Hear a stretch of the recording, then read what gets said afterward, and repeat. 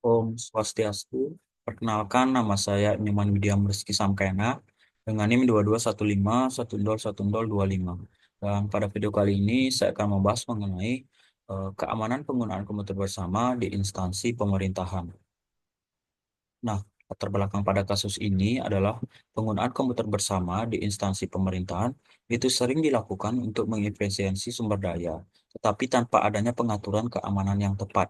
Dan ini dapat menjadi celah yang membahayakan data penting.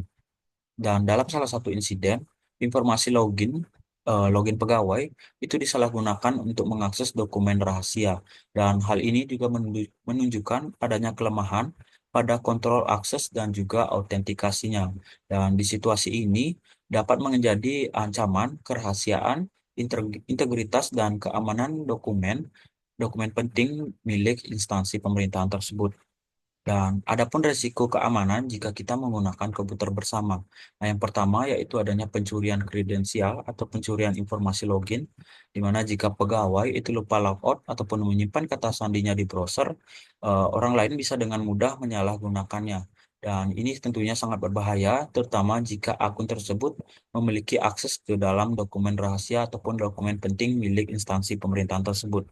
Kemudian yang kedua, adanya akses yang tidak sah ke data yang sensitif, di mana dalam banyak kasus tidak adanya mekanisme pembatasan itu menyebabkan semua pengguna komputer itu memiliki akses ke data yang seharusnya bersifat rahasia. Kemudian adanya ancaman malware dan juga keylogger, di mana keylogger ataupun spyware itu dapat dengan mudah dipasang oleh pihak yang tidak bertanggung jawab untuk mencuri informasi penting ataupun dokumen rahasia milik instansi pemerintahan.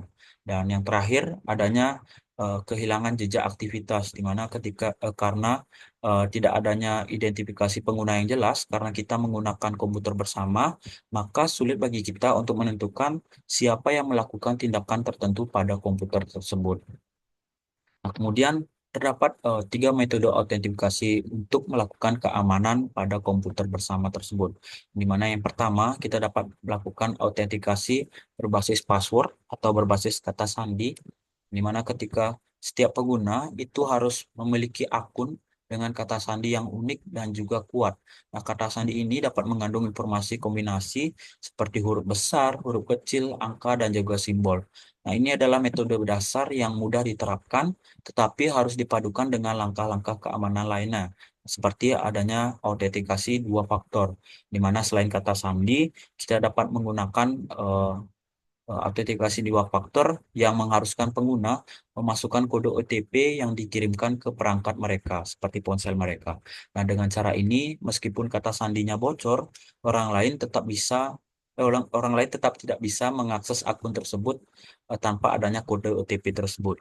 Dan yang terakhir, kita dapat menggunakan autentikasi biometrik, di mana teknologi ini menggunakan data unik pengguna, itu seperti sidik jari dan juga pengenalan wajahnya. Nah, kemudian lanjut, kita dapat menerapkan prinsip least privilege untuk meminimalisir resiko dari penggunaan komputer bersama tersebut.